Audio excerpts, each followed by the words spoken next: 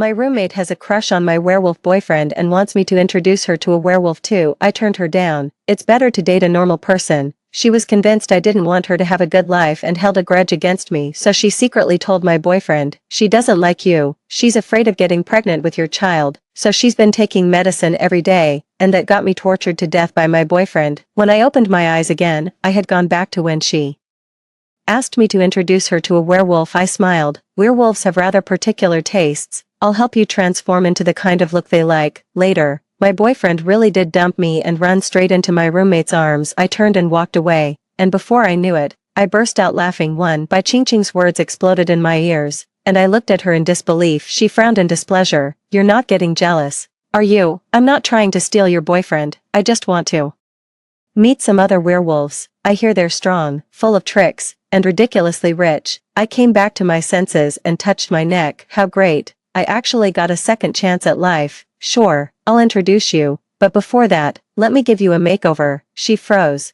and I gave a mysterious smile. Werewolves all have their own preferences, unlike ordinary men. You'll find out when the time comes. Bai Qingqing was overjoyed, affectionately looping her arm through mine. Is Lin Yan the best looking one in there? I don't care. Find me someone even better looking than Lin Yan. Lin Yan is my boyfriend, just as I expected. Bai Qingqing wanted someone like Lin Yan in my past life. I kindly turned her down, and she held a grudge against me. Tell Lin Yan everything I do in the dorm until Lin Yan found out that I was taking birth control pills. He came to the dorm in the middle of the night, took me outside, and strangled me to death. In this life, since Bai Qingqing wants Lin Yan so badly, of course I'll give him to her too. I took Bai Qingqing out to buy a lot of clothes. Most of them were pure white or pink. Her expression visibly darkened. You're not pulling my leg, are you? I mean, you don't usually wear this stuff either. Jiang Miarong, we're friends, don't screw me over, okay? I quickly opened my photo album, where I was wearing different white and pink outfits. My Ian likes this kind of thing, so I figured other werewolves probably would too. If you don't want it, forget it.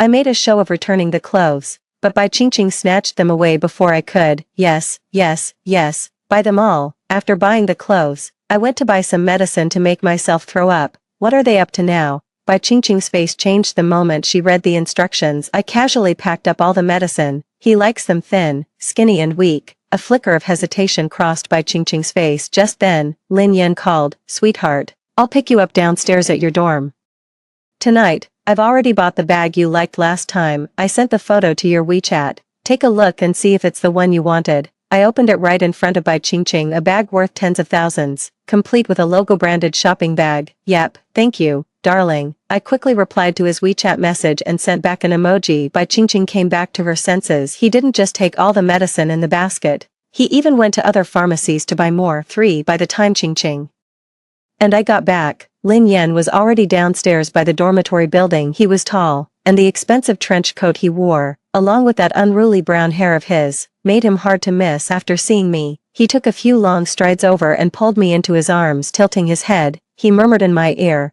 Why aren't you wearing the clothes I gave you? Rong Rong is always so disobedient. It sounded like the tender murmur of a couple, yet it sent a chill down my spine. I hurriedly tried to explain.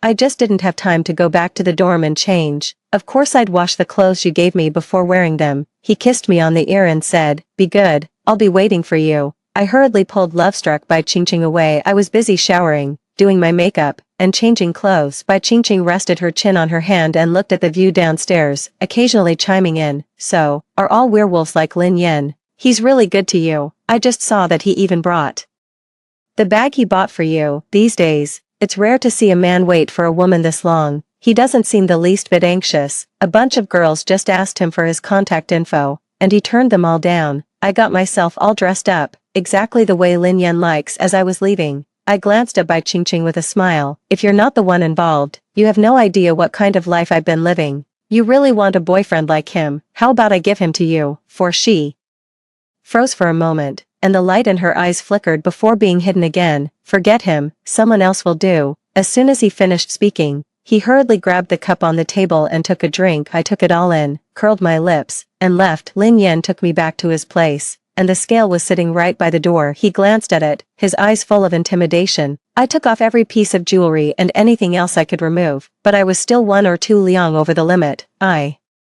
I've really been careful lately. He smiled as he came closer to me and lifted me up with one arm. His lips brushed my ear as he said in a low voice, I know you're trying really hard, but could you just put a little more heart into it? Didn't you eat a piece of bread yesterday morning? It's too high in calories, so let's just not eat it. Okay, I shrank back, looking over in disbelief. He really was spying on me. Lin Yan kept smiling gently, and I found myself nodding. Okay, I won't eat it. He pressed his lips to mine and pulled me closer. Good, but there's still going to be a punishment today. I shivered and pressed my lips together, not daring to say a word. Bai Qingqing was right. Lin Yan had incredible stamina, to the point of seeming tireless. The butler had already brought the clothes over. It was a pure white feathered style. Lin Yan had been really fond of this style lately. He crooked his long fingers at me. Beckoning me over, I obediently stepped forward, took off my clothes, and let him put them on me. 5. I didn't fall asleep until after midnight. My body was covered in bruises and welts. It hurt at first, but now I'm used to it. At 8 in the morning, I pushed open the dorm room door, and Bai Qingqing immediately poked her head out from behind the curtain. Her gaze fell on my neck, and a flash of envy and resentment flickered in her eyes, but she quickly put on a smile again. You're back. If this keeps up, what if you get pregnant? I gave a small, wry smile. It's fine. If I do get pregnant, he'll marry me. But you're still in school, aren't you? I looked up at her and gave her a knowing smile. Bai Qingqing immediately explained, I didn't mean anything by it. I just think school should still come first. She had said the same thing in my previous life, so I trusted her and told her I was taking birth control pills, take them on time every day, and it's basically impossible to get pregnant. But that very night, Lin Yan barged into our dorm, grabbed me by the throat, and dragged me away. Do you hate me that much? You won't even bear me a child. Miarong, you really don't know how to behave. In the woods, his eyes gleamed coldly as he gripped my throat and pinned me against a tree. If I ever got a second chance, I wouldn't fall for it again. That may be true, but if I could marry Lin Yan, he could send me abroad to study straight away, and no matter how hard I try, I'll never earn the kind of wealth he can give me. By the way, I brought gifts for all of you. After saying that, I took out the gift boxes from my bag, one luxury bracelet for each of them. Bai Qingqing's eyes nearly popped out of her head as she stared in disbelief and looked at it again and again.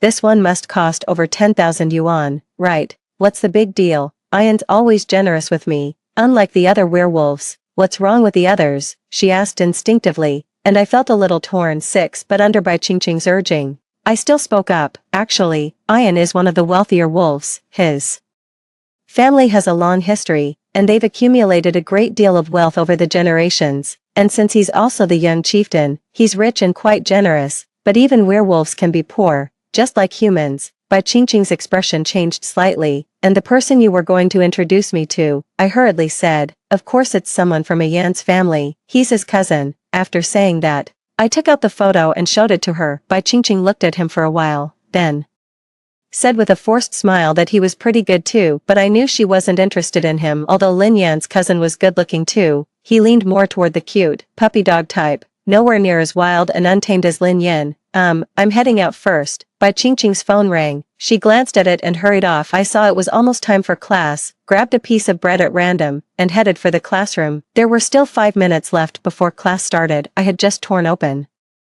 the bread when I suddenly froze. I almost forgot. Lin Yan doesn't want me eating bread. I glanced over everyone in the classroom, but I had no idea which one of them was his lookout. After thinking it over, I put the bread away and just drank some water. Just then, a message from Lin Yan popped up on my phone. What a good baby. In an instant, I felt a chill run down my spine, my hands trembling. I sent him a meme, but if I skipped breakfast, I'd be too hungry. It wasn't until a tempting aroma drifted in from next door that I instinctively looked over. All I could see was the soft, fragrant cake, sweet even from the smell. Do you want some? My stare made them a little embarrassed, and they asked politely. I licked my lips and shook my head. Lin Yan's punishment was terrifying. I'm still sore all over, so I don't dare eat, but in the blink of an eye, my vision went black and I passed out. 7. When I woke up again, I was in the school infirmary. Why do young people these days keep skipping meals? How is anyone supposed to stand that? And you, gobbling it all down yourself, and not even willing to share a little with your girlfriend. My temporary seatmate got a scolding from the doctor, then blushingly tossed the cake into the trash. When he saw me wake up, his eyes lit up at once. Are you okay? I bought you some porridge. I could smell it. It was the smell of lean pork porridge. My stomach let out an embarrassingly loud rumble, and I struggled to sit up. Then, just at that moment, Lin Yan's voice suddenly rang out. She doesn't like those. I froze all over and instinctively looked over. In a few long strides, Lin Yan came over to me and helped me to my feet under his gaze. I gave a stiff nod and smiled apologetically at my classmate. Yeah, I don't really like those. Thanks, though, my boyfriend's here. My classmate froze for a moment, then quickly picked up the porridge and stood up. Oh, okay, then I'll head off first. Even after he left, the room was still filled with the tempting aroma of carbs. Lin Yan helped me back to bed and brought me a salad and some juice. From now on, you're not allowed to skip meals. I paused, feeling utterly irritated. When I saw Bai Qingqing had come too, it was obvious she had taken great care with her appearance. Miarong, I heard you fainted. Are you okay? The words were addressed to me, but her eyes seemed glued to Lin Yan. Unfortunately, Lin Yan didn't spare her a single glance. All his attention was on me. He was just about to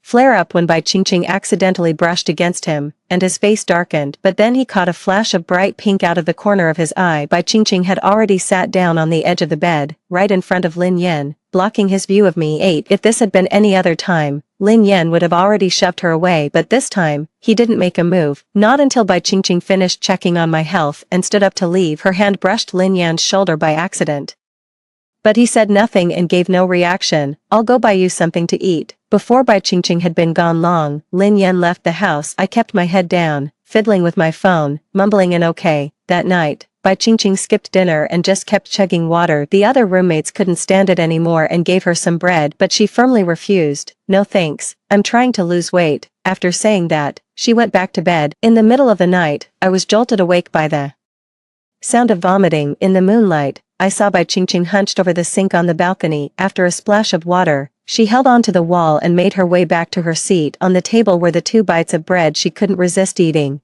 and the opened emetic pills. I quietly drew the bed curtain closed, thinking of the person I had been a year ago. Back then, my college entrance exams were just around the corner, but my parents had divorced, and neither of them was willing to pay for my living expenses. My dad told me to go find my mom, and my mom told me to go find my dad. Half-starved, I walked all the way to my grandmother's home in the countryside, where I ran into Lin Yan at the foot of the mountain. He was handsome, with deep, dark eyes beneath his brown hair. As I passed by him, I blacked out. When I came to again, I was at his place, with a salad and beef in front of me. Be my girlfriend, and you can eat. I forced myself to ignore my hunger and thirst and shook my head. I can't get into a relationship this early.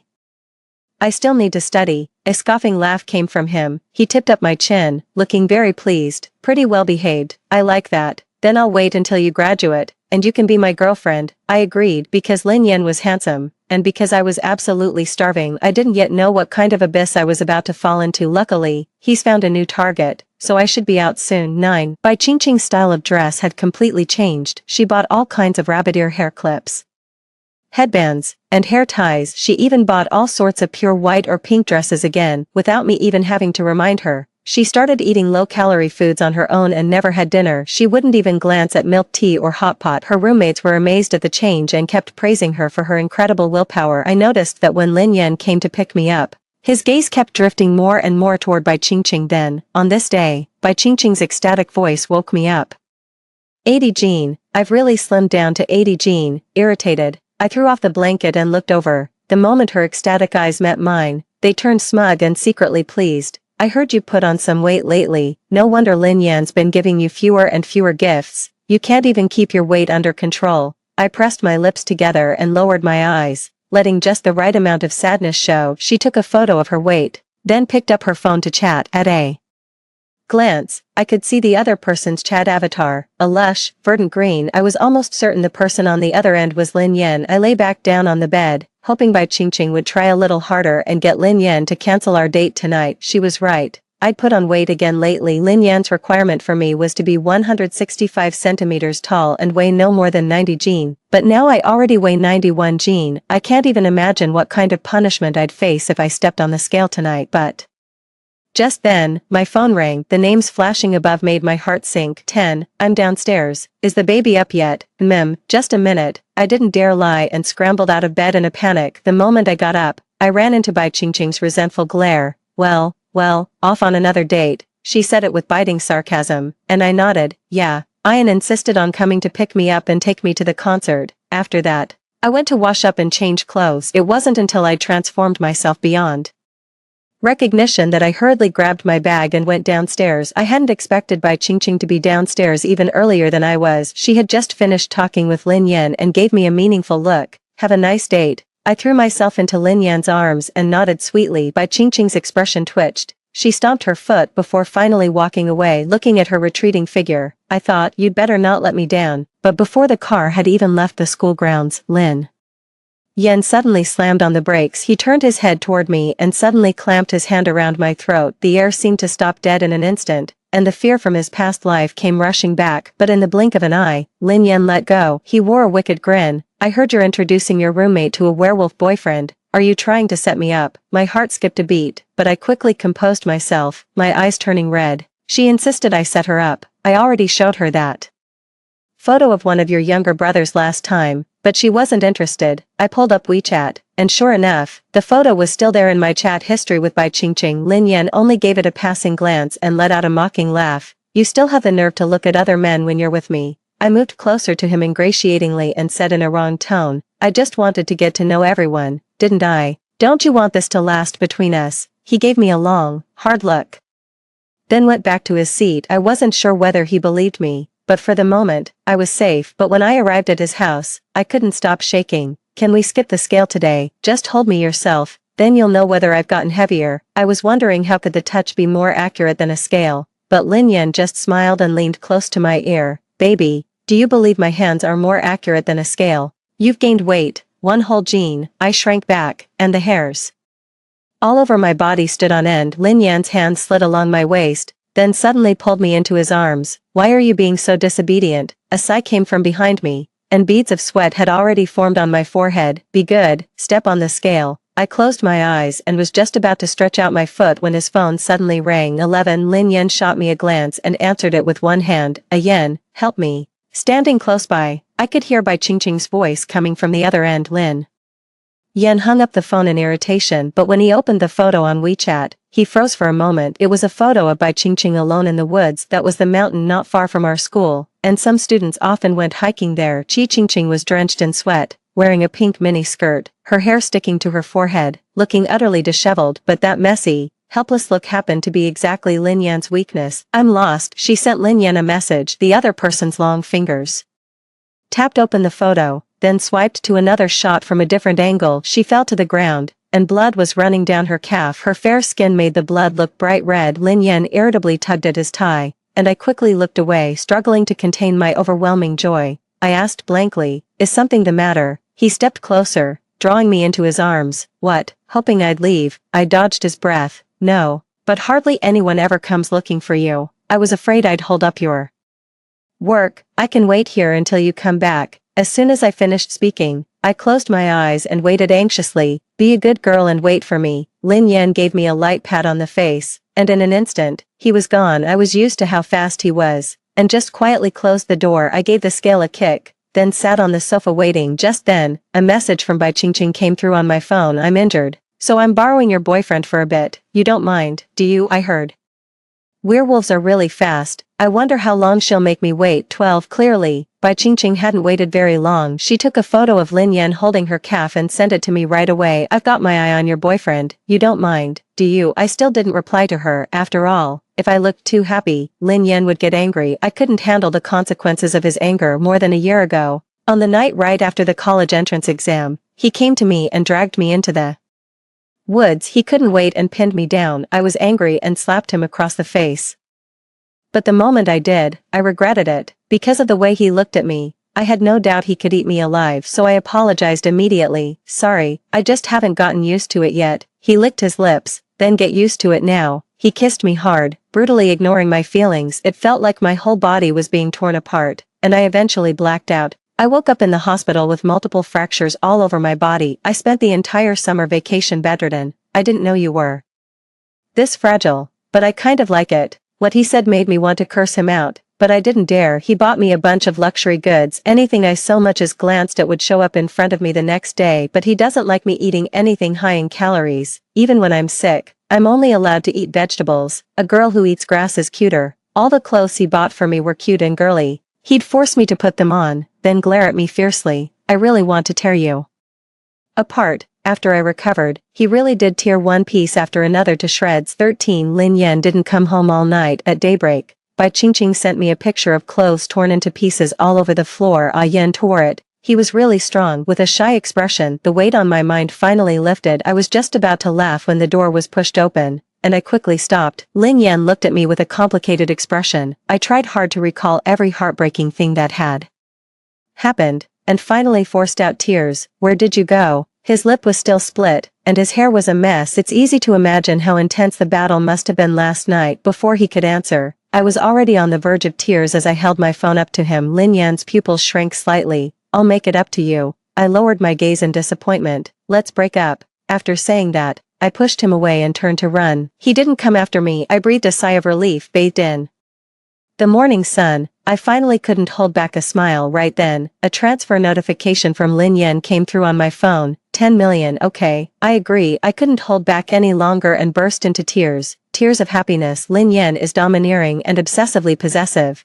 but he also absolutely means what he says. Once I said we were done, he'd never come looking for me again. I immediately found a restaurant and ate to my heart's content. Even after eating until I threw up, I was still ridiculously happy. 14. Did you read all the messages I sent you? Bai Qingqing looked very happy too. I glanced at her. Congratulations, you got what you wanted. You're really willing to let it go. I gave her a sympathetic look, then went back to bed and slept. She had no idea how tense I was last night. I was afraid Lin Yan would suddenly come back, find that nothing had happened with her, and keep looking for me. Well, Bai Qingqing has a few tricks up her sleeve. My request to switch dorms was approved quickly because Bai Qingqing was making a lot of noise. Everyone knew she had stolen my boyfriend. Even the advisor didn't want things to blow up into an incident. I got rid of all the childish clothes in my closet and stopped holding back on food. My classmates all thought I was heartbroken over a breakup, so I was binge eating. Only I was hiding under the covers at night, still laughing, but the sense of crisis came quickly. One day, while I was eating at a restaurant, I saw Lin Yan appear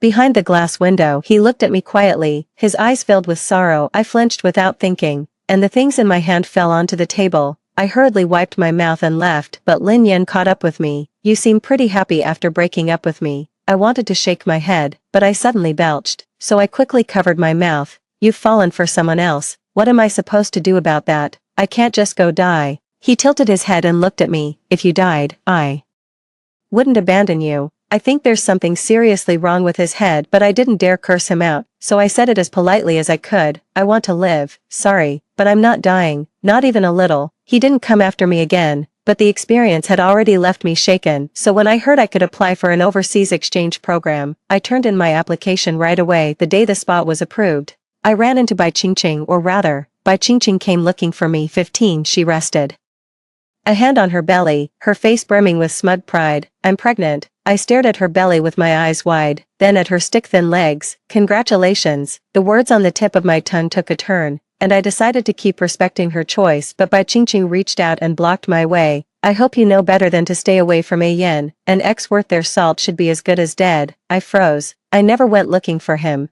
I know you didn't go looking for him, but there are still photos of you at his place. I'm here to warn you. No need to warn me.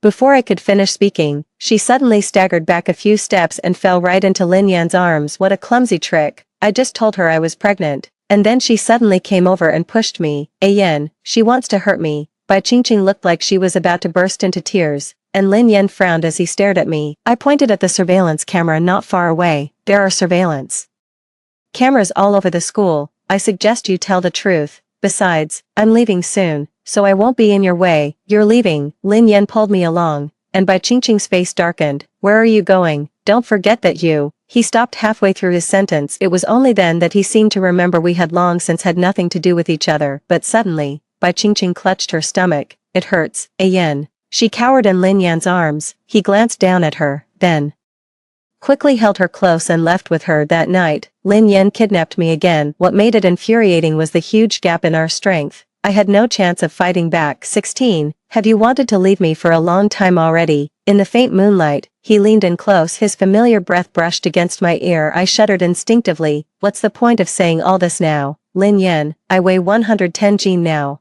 It's far beyond what he can accept, and my style of dressing has changed a long time ago. I like black and gray. I don't like white or pink. I've cut my hair short, and I'm wearing pearl earrings. I eat rice noodles, rice, and steamed buns, but I don't like vegetables. It had become the exact opposite of what he liked, but Lin Yan tipped up my chin and studied me closely. Yeah, but I've come to realize that this version of you is pretty nice too. The slight curve at the corner of his mouth, the intense interest in his eyes. They both filled me with panic. I couldn't tell whether he was joking or serious, so I didn't say anything for a moment. Lin Yan suddenly let go and looked at me with a smile. As werewolves, we only have one mate at a time. I'm sure you know that. If you don't want to have a child, then let Bai Qingqing have one for you. Once she's given birth, I'll come back for you. My legs went weak, and I had to cling tightly to the tree trunk to keep from collapsing. He held my waist, his lips right by my ear. I know you saw it, so don't be afraid. I won't let you die. I couldn't bear to. As soon as he finished speaking, a gust of wind swept past my ear. When I opened my eyes again, I was already downstairs by the dormitory building Lin Yan had left. Bai Qingqing, not far away, was glaring at me fiercely. She rushed up, raised her hand to slap me, but I caught her wrist. Get a grip. I'm about to leave the country. She froze, but still wouldn't believe it. But fortunately, she was too weak to be any match for me. I only used half my strength, and she couldn't move at all. 1 week. You only need to keep him occupied for 1 week until I get out. She suddenly widened her eyes in disbelief. I let out a cold laugh. If I really cared that much about him, do you think you'd have been able to get him? 17. Bai Qingqing believed me. She took a week off. I heard she was hospitalized. Lin Yan didn't have time to come see me. I handled the paperwork right away and got in touch with a teacher overseas. Even after I boarded the plane to go abroad, I was still uneasy. I remembered Lin Yan once saying that people like them were more dependent on their environment and found it hard to go abroad. I hope I never have to see him again. By the time I got off the plane, there were over a dozen missed calls on my phone. Some were from Bai Qingqing, and some were from Lin Yan. I had just turned off my phone screen when the ringtone started ringing. Baby, you're being naughty. Lin Yan's voice was low, and he sounded furious. I took a deep breath. I can't accept a mate who's betrayed me. Humans like us are different from you.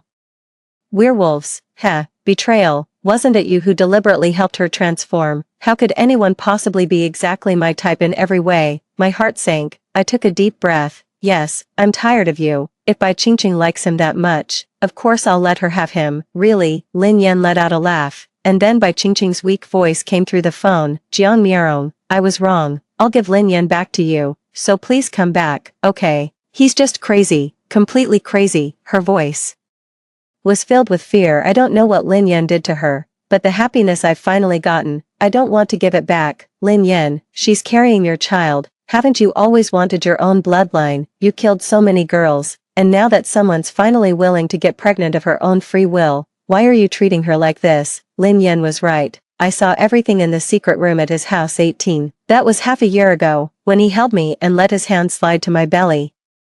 Give me a child, and I'll make sure nothing happens to you. I didn't understand what he meant, but my gut told me there was more to his words. But I had only just started college, and I didn't want to get pregnant and have a baby so soon. But once Lin Yan made up his mind, no one could change it. By the time he stopped using contraception, I had already been on the pill for a while. It wasn't until that day that I accidentally opened the secret room in his house and saw the records on the wall. It is extremely difficult for a werewolf's human mate to get pregnant. Not only are there strict requirements for height and weight, but even after conception, carrying the baby to term is very difficult. Most of the time, both mother and child die. Before me, Lin Yan had had 3 partners, and none of them had managed to bear him a child. And as the young master of the werewolf clan, he had the duty to carry on the family line. So he had been searching for the right 4th person. I was his 4th person. On that wall hung the photo of the first time he saw me, and underneath it was my information. Jiang Miarong, 18 years old, parents divorced, her height, weight, and uterus are all top-notch. That encounter had been deliberately arranged by him. Even the time and place of every encounter had been prepared in advance by him. The strict weight requirements were also to prepare for pregnancy. From then on,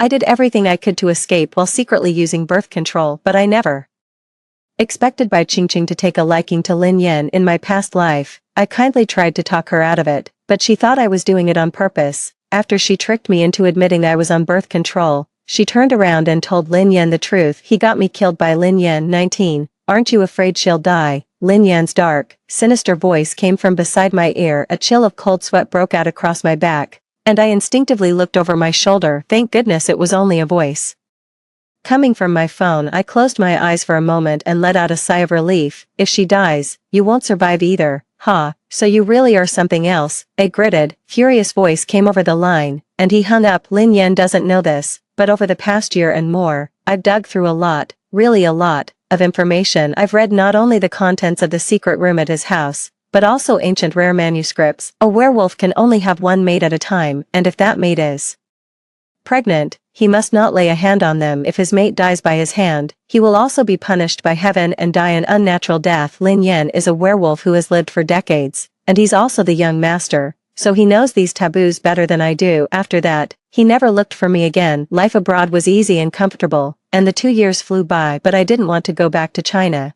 so I stayed abroad to pursue my master's degree. It wasn't until 3 years later that I saw Bai Qingqing abroad. She was even thinner than she had been 3 years ago, and looked so frail that it seemed a gust of wind could knock her over. I gave birth. I successfully had Lin Yan's child. Her face was filled with a smug, triumphant smile, but her whole face was just skin now, and when she smiled, it looked grotesque and eerie. Jiang Miarong, I beat you. I froze for a moment, then said lightly, congratulations. But she suddenly grew agitated. Then why do I feel so awful? What are you trying to brag about? You knew all along, didn't you? Lin Yan never loved me at all. He knew everything. He knew you didn't want to have a child, and he couldn't bear to see you suffer, so he went along with it. What he never expected was that you'd actually dare to run. 20. My hand clenched suddenly. As for Lin Yan's so-called concern and love, all I felt was disgust. When he tormented me, he didn't care at all whether I lived or died. He tightly controlled my diet and kept a close eye on everything I did. It all fills me with fear. He's like a hunter, with a gun hanging over my head, ready to go off at any moment. I just want to escape. There's not a trace of love in it. Over the years, he's found a lot of your stand-ins, and now he's into well-proportioned ones. Ridiculous. I can't eat another bite. You've completely ruined my health. She sprang to her feet and glared at me fiercely. I remembered that in my past life, when Lin Yan took me away, she was awake. I begged her for help, but she only let out a cold, mocking smile. Lin Yan, you saw it yourself. She's afraid of you. She doesn't love you at all. There's no way she'd ever have a child with you. These words only fueled Lin Yan's fury, driving him out of his senses. In this life, everything was her choice and had nothing to do with me. Bai Qingqing had calmed down. Come back with me. At least go see him. He said he'd forgive you, and pretend none of this ever happened. He loves you so much. You shouldn't be doing this. Bai Qingqing actually ended up playing mediator for Lin Yan. It was downright ridiculous. I won't go back. Although many of Lin Yan's abilities declined after his descendants were born, they were still not what they used to be. But I still don't want there to be even the slightest chance of any contact with him. But suddenly, Bai Qingqing knelt down. 21. Please, if you go back, only then will he let me see the child. Jiang Miarong, I just want to see my child. I turned and walked away. She couldn't catch up with me later. Bai Qingqing tried to contact me a few more times. In the end, I just took some time off and went traveling for a while. The next time I heard anything about her, it was news of her death. She died at Lin Yan's side. Before she died, she sent me a text message. Jiang Miarong, I'm not like you. I love him. Even if he doesn't like me, I'd still do anything for him. Our child will be the next leader of the werewolves, and I'm more than content with that. I deleted the text message. The busy pace of life quickly made me forget all about it. It wasn't until 10 years later that I suddenly had a dream. In the dream, Lin Yan came to say goodbye to me. His eyes were red. I understand now. This is karma. It's the karma for killing you in my past life. Miarong, I didn't just kill you. I killed our child too. I jolted upright, drenched in a cold sweat. It wasn't until I got out of the shower and checked my phone that I saw an accident back home. Lin Yan's photo appeared on the screen. So he really was dead. I can finally rest easy. As for the child he and I might have had, I remembered a time in my past life when Lin Yan suddenly took me to his place and stayed with me all day, leaving me no chance at all to take my medicine. Maybe we really did have a child, but that was all in a past life. In this life, I'll have a better one. The end. That's it for the first story. Don't go anywhere. The next one is even more exciting. On our golden wedding anniversary, my husband, Lu Jihua, died of cancer. We were a dink couple, with no children. The funeral lasted 3 days, and I was so exhausted I ended up in the hospital. But on the day I was discharged, I received Lu Jihua's will. When I die, I want all my assets to go to my son, Lu Yuanhao. Aunt Lin, please just sign here. My son's still waiting for me to get back and help him with his homework. A man in his 30s said impatiently. He looked far too much like Lu Jihua. He said he was an IVF baby, and he had no father-son bond with Lu Jihua at all. He said his biological mother raised him on her own, and now he was just here to claim the money he was entitled to by blood. And what about me? What about me? The one who looked after him for 50 years and tended to his every need in bed, even wiping up his piss and shit. It turned out I hadn't been guarding a marriage, but a sham. A sharp pain shot through my heart when I opened my eyes again. I had been reborn 50 years earlier, the hospital's premarital screening center. Standing beside her was the young Lu Jihua, his expression impossible to read. Miss Lin, this is your premarital health check report. I clutched the report in my hand and was just about to speak when Lu Jihua beat me to it. Let's break up. I froze, his eyes flickered, and after 50 years of married life, I understood at once he had been reborn too. Watching his retreating figure as he turned and walked away, I suddenly smiled. Thanks for not marrying me this time, I'm choosing a different life. In the blink of an eye, 30 years had passed. Today is my alma mater's centennial celebration. My husband, Jiang Qinhan, is going to attend the celebration and give a speech as an outstanding alumnus. Old Jiang couldn't make out the words on the speech draft, so I brought him his reading glasses. I never expected to run into Lu Jihua. He showed up with his wife, presenting himself as a successful man. A crowd had gathered around them. Isn't that Mr. Lu, the big boss of the listed company? You're here too. I was nurtured by my alma mater. I'd never dare forget it. His smile was especially confident, and his wife at his side beamed with pride as well. I heard Mr. Lu donated 100 million a while back to build a lab building for his alma mater. Absolutely, look at that new building over there. They even named it after his wife. Such a loving couple, a true model for the rest of us. Everyone kept chiming in with one compliment after another, piling praise on until it seemed fit to reach the heavens. Lu Jihua soaked up everyone's flattery, until the woman beside her noticed me. Isn't that Lin Wan? She said, deliberately raising her voice. Here all by yourself. It was her, my former attending physician, Yan Dan. She was the one who diagnosed me with infertility. She married Lu Jihua. I gave a polite little smile and said, no, sorry, I misspoke. Yan Dan suddenly cut me off, looking apologetic. After all, your condition is rather unusual. The way everyone was looking at me suddenly turned strange. Ill? What illness? I remember back in school, Lu Jihua and Lin Wan were an item. So what's going on now? Lin Wan, what's with that outfit? Yan Dan gave my plain cloth dress a meaningful once-over.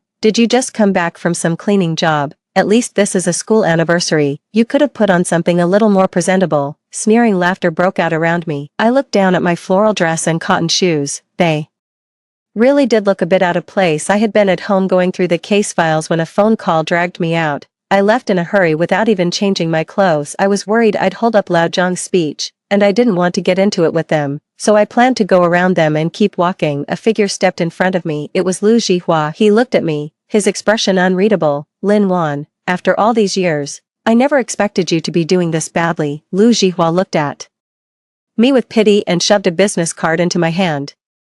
If you run into any trouble, you can always reach out to me. What are you doing? Yan Dan shouted at the top of her voice. She snatched the business card from my hand, held it high in the air, and kept glancing back and forth between Lu Jihua and me. Lin Wan, I've tried to save your face, and you still won't take it. How shameless can you be? You're already this old, and you're still trying to flirt with men like some young girl. She glared at me viciously. Lu Jihua looked a little embarrassed and was about to speak, but I cut in first. You've got it all wrong. I glanced at the time and grew a little impatient. Please let us through. I still have something to take care of. Heh, you really think you're something, don't you? A classmate mocked me. Lin Wan, don't bite the hand that feeds you. It's your good fortune that Mr. Lu is willing to help you, and you still dare to refuse. Still got business to take care of. What business could you possibly have coming to a place like this? Here to clean the school you graduated from. The crowd burst into laughter, full of mockery and ridicule aimed at me. These people are completely insane. I shook my head, too annoyed to waste any more words on them. I tightened my grip on the reading glasses in my hand, turned around, and walked away, but Lu Jihua stepped forward and grabbed my arm. Lin Wan, how about you come work as a nanny at my place? You're quick on your feet and good at taking care of people, so you'd be perfect for looking after the daily needs of our whole family. I know you can't have children. How about this? If you take good care of our family, then when you get old and can no longer move around, I'll have my son provide for you in your old age and see you off when the time comes. I yanked his hand away and stared at the man in front of me in disbelief. Mr. Lu, maybe you should get your head checked first. What you just said has really lowered my expectations of your intelligence. I let Out a cold laugh, and also, you, what the hell is your son? Does he think he's worthy of seeing me off in old age? Just thinking about the final will from my last life made me feel sick. How dare you insult my son? Yan Dan turned livid with rage and stepped forward, then suddenly slapped me. My cheek burned with pain. For all her reputation as a renowned medical doctor, she was acting like a shrew. I gave her a cold look. I have a husband and a son. I don't need anyone else worrying about my retirement. You have a husband and a son. Yan Dan looked as if she had just heard the funniest joke in the world. She shook off my hand and said with a mocking expression, Lin Wan, have you forgotten? Back when you were running all over the place getting tests done, I was the one who personally diagnosed you with infertility. You say you have a husband and a child. Who are you trying to fool? The crowd erupted in an uproar. No wonder Mr. Liu broke up with her and married Dr. Yan. Dr. Yan is an authority in reproductive medicine and has solved countless difficult and complicated cases. Lin Wan can still keep talking tough. She really has me opening. I glanced at her. Exactly, Dr. Yan is an expert in reproductive medicine and has won countless awards in the field. Lin Wan is really shameless to dare to say something like that in front of Dr. Yan. I looked at Yan Dan with a calm expression. Do you know how many years you can get for medical fraud? Yan Dan's expression flickered, a trace of panic flashing in her eyes. What fraud? Just as I'd guessed, in my previous life, Yan Dan was my attending physician. From the time I was diagnosed with infertility to the moment I finally gave up treatment, I spent a full 3 years going through it all, and the one who had been handling my diagnosis and treatment the whole time was Yan Dan. I trusted her too much. And she was an authority in this field, so I never questioned the details, let alone noticed the secret dealings between her and Liu Zhihua. Yan Dan's face grew increasingly grim. She forced a calm smile. Lin Wan, are you so angry you've lost your head? I'm the expert here.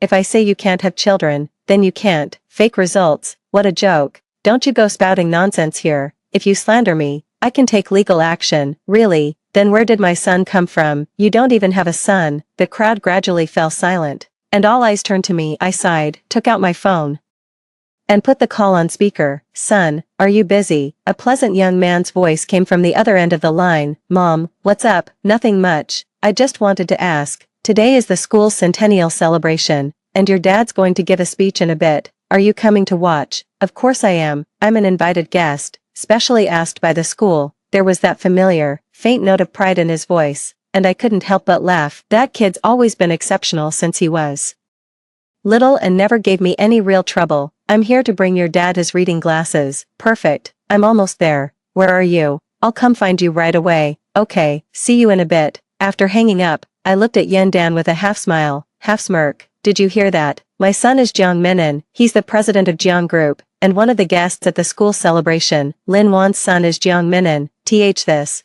How is that possible? Still, come to think of it, Lin Wan may not be dressed very well, but that watch on her wrist looks pretty valuable. The crowd started talking all at once, and the look in their eyes when they turned to me shifted from mockery to confusion. Only Yan Dan let out a cold snort, as if she'd just heard the funniest joke in the world. Lin Wan, if you're going to make up a story, at least make it believable. The richest man in a city, Jiang Minin, the CEO of Zhang's group, would be your son. Why don't you just say you're Wu Zetian? Do you know who Jiang Minin's father is? That's the famous Professor Jiang, a giant in the academic world. Today is the school's centennial celebration, and he's even going to give a speech on stage. You say you're Professor Zhang's wife. You think you're worthy of that? What a joke. Liu Zhihua also tried to talk me down with a helpless look on his face. Lin Wan, seriously, stop losing it. I know you made up this lie on purpose just to get under my skin, but Professor Jiang is someone who, how could someone like that possibly be interested in you? That kind of lie is way too childish. I know you're jealous of Yan Dan, but don't take it out on her. She's not someone you can afford to mess with, so you'd better leave now. As he spoke, he grabbed my hand and used his body to push the crowd aside for me. I knew he thought I was lying too. After all, in my previous life, I had spent 50 years child-free with him. He was convinced I'd never be able to have children, and because of that,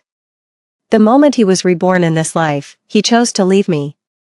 Mom, a familiar voice rang out. I quickly turned around and saw my son, drenched in sweat, walking briskly toward me. Minin, I looked at the grime on his face and the loose-fitting security guard uniform hanging off him. Why are you dressed like that? So this is your son, Jiang Minin. Yan Dan looked at me with a faint, knowing smile. Lin Wan, where on earth did you find this actor? Their manners are appalling. Just to save time, they showed up still wearing the clothes from the previous shoot. Don't you even bother to find out who you're supposed to be playing, son. Are you okay? I ignored Yan Dan, grabbed Jiang Minen's hand, and gave him a nervous once-over, worried something might have happened to him. Mom, I'm fine. I just rescued a child who had fallen into the water on the way here and got my clothes soaked. I didn't have time to go back and change, so I borrowed a set of clothes from a security guard and came straight over. He patted my hand and reassured me, don't worry, I've already had my assistant send over a change of clothes. Glad you're okay. I let out a breath of relief. Acts of righteous courage like that, Jiang Minen had probably done them countless times. From childhood to now, I had long since gotten used to it, sensing the hostile looks all around us. Jiang Minen tightened his grip on my hand and pulled me behind him. Mom, what's going on? Nothing. Just a bunch of bored people. That's all. I really didn't want to drag my son into this. And old Zhang's speech was about to start. We couldn't waste any more time. Come on, son, your dad's waiting. As I spoke, I pulled Jiang Minen and was about to leave, but Yan Dan wasn't about to pass up such a perfect chance to humiliate me. She spread her arms and blocked our way, deliberately raising her voice. Oh, leaving already? Feeling guilty, are you, Lin Wan? No offense, but if you're going to hire an actor, at least hire a decent one. This guy's acting is terrible, wearing a security guard uniform, with his face, he's filthy, and the whole man just screams one thing, poor and shabby, and you still dare say he's Jiang Minen? That's a joke. Still, he does suit you pretty well. No wonder your mother and son. Laughter erupted all around. Ugh, do you think Lin Wan's got something wrong with her head? Who does she think she is? Daring to go up against Mr. Lu's wife like that? She really doesn't know her place. The immensity of heaven and earth, exactly, and she even claims her son is Jiang Minen, the richest man in City A, as if she were worthy of that. If she's going to make up a story, she should at least make it sound believable. If I were her, I wouldn't keep making a fuss. I'd just settle down and honestly go serve Mr. Lu's family. They're even willing to have their own son give her. After all I've done for her, she won't even take the yacht I'm offering her. She's absolutely ungrateful. Lu Jihua looked at me with a complicated expression, and after hearing this, finally spoke. Lin Wan, I know that by not choosing you in this life, I've made your life miserable. I owe you an apology, but I never expected you to be this stubborn, even to find someone to put on a show like this for me. As he spoke, he pulled 200 yuan out of his wallet and tossed it at Jiang Minen's feet. Young man, take the money and go home. Don't make a fool of yourself here. Jiang Minen's gaze turned cold as he gave Lu Jihua a hard, icy glance. So, you're President Lu, huh? If I'm not mistaken, the Lu Group just submitted a bid application, hoping to win one of our Jiang family subsidiaries' projects. A big project, right? Lu Jihua was taken aback by the question and looked at Jiang Minen again, reassessing him. Though dressed in a loose-fitting security guard uniform, the young man carried an air of authority that commanded respect without saying a word. It can't really be Jiang Minen, can it? There's been news about this all over the internet lately. What's so strange about knowing that? Yan Dan said with a hand over her mouth, laughing. You don't actually think you're Jiang Minen, do you? Take a good look at yourself and see what kind of person you are. Jiang Minen gave a cold smile and went on. At first, I wouldn't have bothered with a small project like this, but now it looks like we're going to have to finish it all. There's absolutely no need to work with the Lu family anymore. With that, he took out his phone and made a call in front of everyone. Hello, Xiao Su, send the event process for the press conference project to all branch offices, and tell them to reject the Lu family's bid application outright. Also, make it clear in Jiang Group's future public messaging that we will never work with the Lu Group. The onlookers fell silent for a moment, then burst into even louder laughter. Oh man, I'm dying. This kid is really getting into character. Are the extras nowadays all this professional?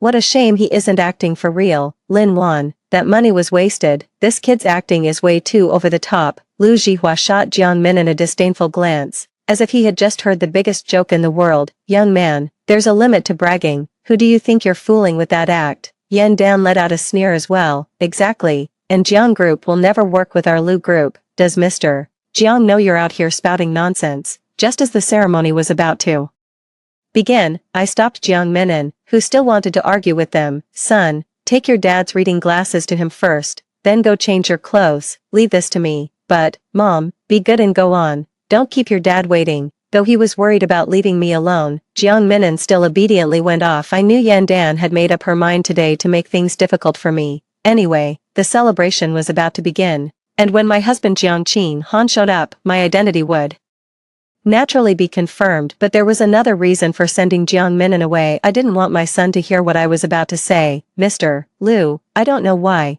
but you keep assuming things and feeling sorry for me on your own. Still, I want to tell you that I've lived a pretty good life, so thank you for not marrying me. As for what happened in the past, sorry, but it's already behind me. My words made Lu Jihua's expression darken, and a look of surprise and embarrassment flashed in his eyes. Lin Wan, I haven't even finished speaking. I wasn't planning to hold this against you, but you and your wife have been bringing up my infertility over and over again, humiliating me time and time again. In that case, I'll seriously consider pursuing legal responsibility against you both. Just wait for my lawyer's letter. Yan Dan burst out laughing. Lin Wan, who are you trying to scare? You can even afford a lawyer. I smiled faintly. Sorry, but I'm a lawyer myself. Yan Dan seemed to have just heard the most absurd joke ever.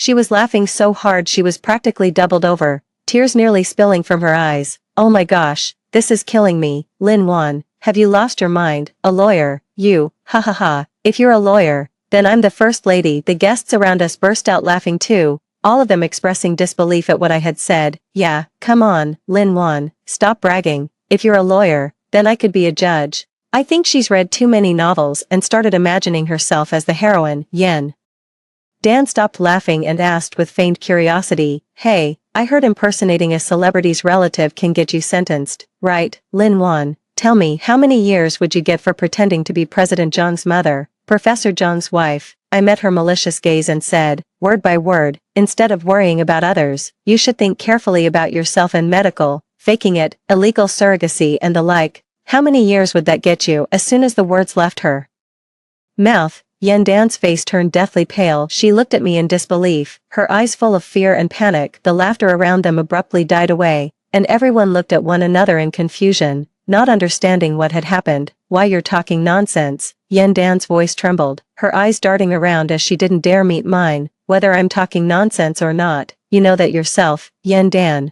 did you really think no one knew about the things you did? Lin Wan, what do you mean by that? Lu Jihua said coldly. I smiled and looked at Lu Jihua. What if I told you that the one who was infertile back then wasn't me? In this second life after being reborn, I married Jiang Qinhan and gave birth to Jiang Minnan without any trouble. From that moment on, I knew the infertile one wasn't me. In my previous life, the son Lu Jihua had outside claimed he was born through IVF. After some investigation, I discovered that Lu Jihua had been born with congenital. The sperm motility is too low. Natural conception isn't possible unless we go through IVF with ICSI, and during the premarital medical exam, Yan Dan deliberately altered our report. She changed the infertile person to me. Following this lead, I kept digging. It turned out that Yan Dan's private hospital had been involved in illegal surrogacy all along. What do you think? Do I need to make it any clearer, Mr. Liu? Perhaps recalling how things had unfolded in his past life, Lu Jihua's expression gradually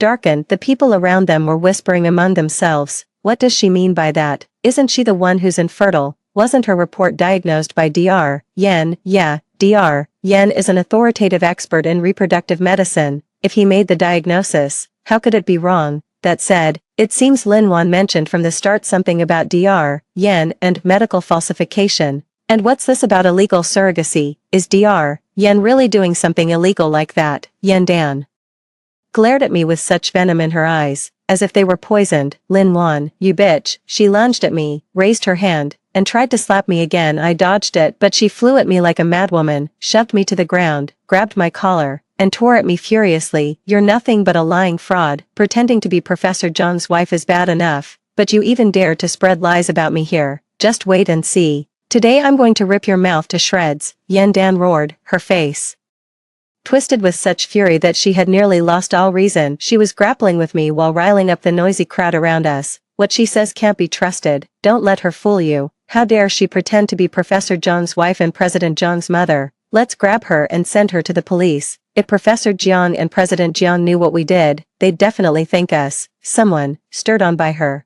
actually stepped forward, and the situation was on the verge of spiraling completely out of control. Yan Dan hissed viciously in my ear, Lin Wan, and you think you're fit to fight me? If I could send you to the depths of hell back then, I can do it again now. and make your life worse than death. Stop, a dignified, refined male voice rang out, and the entire hall fell instantly silent hearing the voice. Everyone turned around and couldn't help drawing a sharp breath. Professor Jiang Qinhan, a towering figure in academia and tonight's distinguished guest of honor, was now striding toward me with a grim expression on his face. Come here. But Jiang Minan was young after all, and he ran much faster than him. By then, he'd already changed back into his suit, and his tall, imposing figure was rushing toward me. Move, touch my mom again and see what happens. He shoved Yan Dan aside, helped me up, and said, Mom, I'm sorry, I'm late, I let you down. Behind him, a crowd of people in black suits poured in. Jiang Minan's assistant had brought bodyguards, and they surrounded everyone up. Oh my god, he really is Jiang Minan, the president of the Jiang group, someone gasped. Did he just call Lin Wan mom? So Lin Wan really is Jiang Minan's mother, the wife of Professor Jiang. Jiang Qinhan quickly walked over to me and wrapped an arm firmly around my shoulders. Wan, are you alright? It's all my fault, I shouldn't have brought you here today. It's okay. I reassured him, I'm fine, I'm actually not hurt at all. Yan Dan is nothing but a hollow vase. How could someone like me, who works out all year round, not be tougher? The principal came with Jiang Qinhan as well, looking remorseful. He apologized to me. I'm sorry, Lawyer Lin, we didn't know you were coming today. Please forgive us for not welcoming you properly. Since something like this happened, our school does bear some responsibility. I gave a polite smile, indicating that I didn't blame the school. Hearing our conversation, the crowd erupted into another uproar. Attorney Lin, I can't believe Lin Wan is actually a top lawyer. She's incredible. I never would have guessed Lin Wan really has a husband and a son, and that she's a big shot lawyer too. Lu Jihua had even just told her to go work as a housekeeper at his home.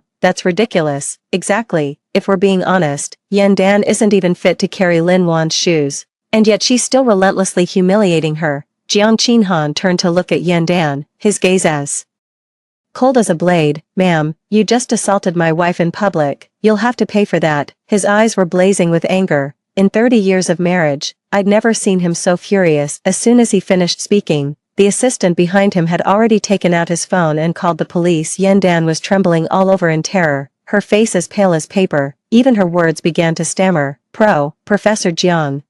This might be a misunderstanding. I didn't know she was your wife. Jiang Minan gave a cold laugh. A misunderstanding? When you thought I was just a security guard and humiliated me and my mother in front of so many people, why didn't you say it was a misunderstanding then? Are my eyes and everyone else's ears just for show? Yan Dan took 2 steps back. I am sorry, Mr. Jiang. I just acted on impulse. She turned to Jiang Qinhan again and begged tearfully, Professor Jiang, I'm sorry. I was blind to who I was dealing with and offended your wife. I deserve whatever punishment I get. Please forgive me this once. I can pay compensation. I can apologize. Please, don't call the police. Jihua, please say something for me. But Lu Jihua just stared at me in a daze, his eyes full of disbelief. I know him all too well. He must have thought that once he left me, I'd end up spending the rest of my life alone and miserable. He never expected that I would not only marry a highly distinguished husband, but also have an exceptional son. Even I, in this life, am far stronger and more outstanding than I was in my previous one. In his dazed eyes, I could clearly see regret. A month later, Yan Dan was reported for illegal surrogacy and ended up behind bars. Her privately run hospital, which she had painstakingly built up, was also shut down. In the news, the gates of the once bustling hospital were sealed with bright red official notices. This internationally renowned reproductive medicine specialist has been disgraced by charges including assault, illegal surrogacy, and medical fraud. The glamour and glory of the past are gone, replaced by cold prison bars and endless regret. Lu Jihua's company, too, is on the verge of bankruptcy under the onslaught of the Jiang group. It was pouring rain the day he came to see me. I had just wrapped up a few tricky cases and rubbed my eyes, which felt a bit sore and tired, when I was about to get up and take a short break. But my assistant told me that someone was waiting for me at the entrance, and had already been there for a long time. Looking down from my office window, I saw a hazy, drizzling sky, and the figure standing at the gate with an umbrella looked especially lonely. How long has he been waiting? I asked. He's been here since this morning, pacing around by the door and hasn't even gone to eat. I sighed. Since what happened at the school anniversary, Lu Jihua has called me countless times. I never answered any of them. He kept messaging me from different numbers, and I blocked every single one. To my surprise, he Even found out where I worked and showed up at my office. I took Lu Jihua to a nearby coffee shop. As soon as we sat down, he couldn't wait to speak. Wan, I was the one who reported Yan Dan's hospital for illegal surrogacy, and her son isn't even mine. She had it coming.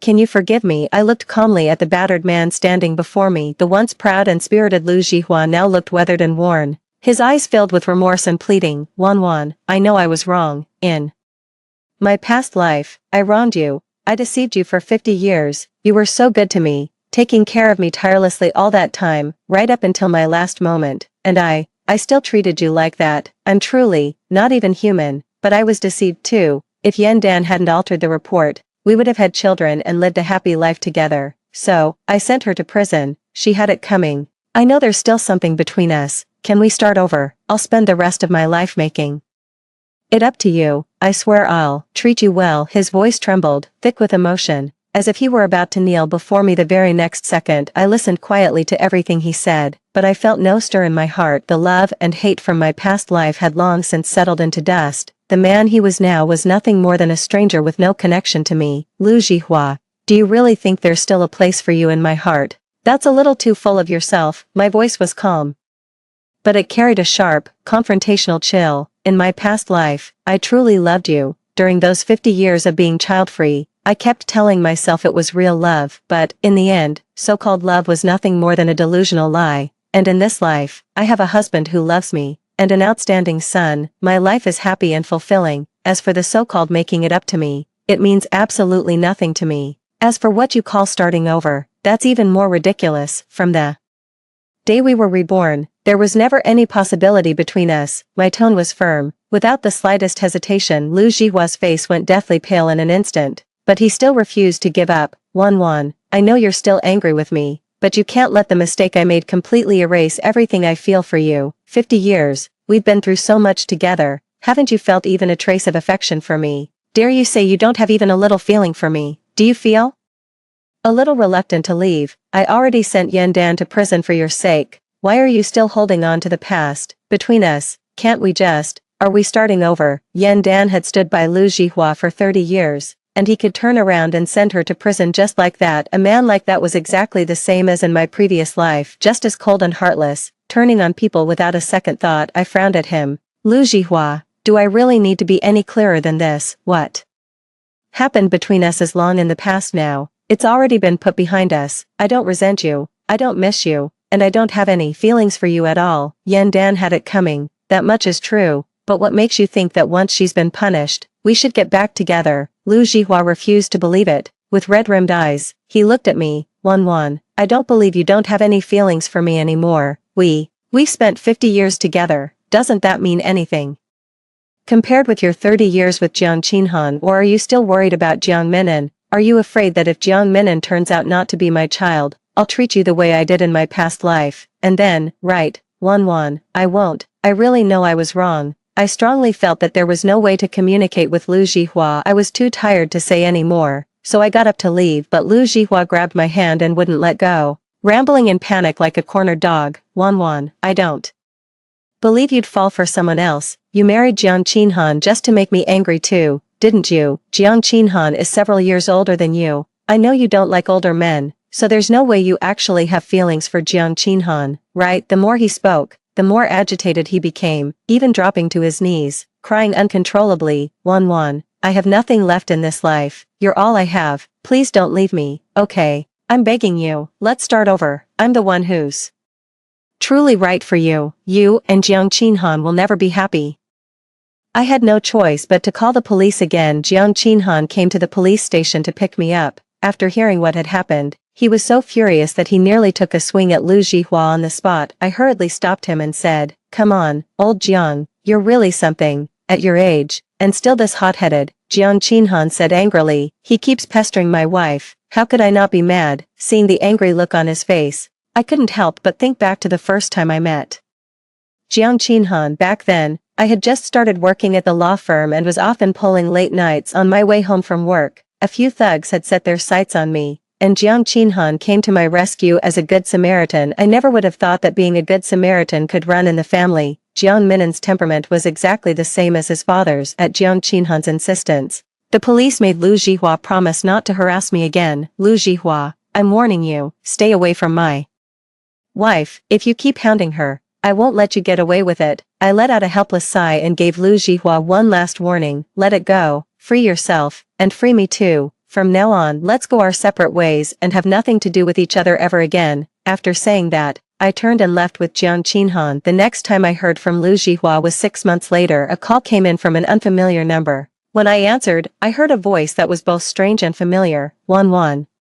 Please come to the hospital and see Jihua. He has cancer, and he doesn't have much time left. It was Lu Jihua's mother, my mother-in-law in my past life. Although Lu Jihua wronged me in my past life, his mother had always been fairly kind to me. After much thought, I still went to the hospital. The ward was thick with the smell of disinfectant. Lu Jihua lay in the hospital bed, his face sallow, thin as a rail. I recalled the last few years of my previous life, which I spent almost entirely by Lu Jihua's hospital bedside. By then, my mother-in-law had already passed away, and I was the only one taking care of Lu Jihua to keep up with his medical expenses. I worked several odd jobs while looking after him at the hospital. I was often so exhausted I could barely stand, and I ended up ruining my own health too. But Lu Jihua kept it from me and secretly left the hidden inheritance to his son. Wan, you're here. Lu Jihua's voice was hoarse, so weak it was almost inaudible. This once energetic and confident man had now been reduced to a shadow of himself by illness. When he saw me, a flicker of light passed through his cloudy eyes. He struggled to lift his hand, but it fell back limply. His mother sat by the bed, her eyes red-rimmed, choking back sobs as she said, Wan, Jihua he's already in the late stage of cancer, the doctor said. Looking at Lu Jihua lying on the hospital bed, barely clinging to life, I was overwhelmed with mixed emotions. In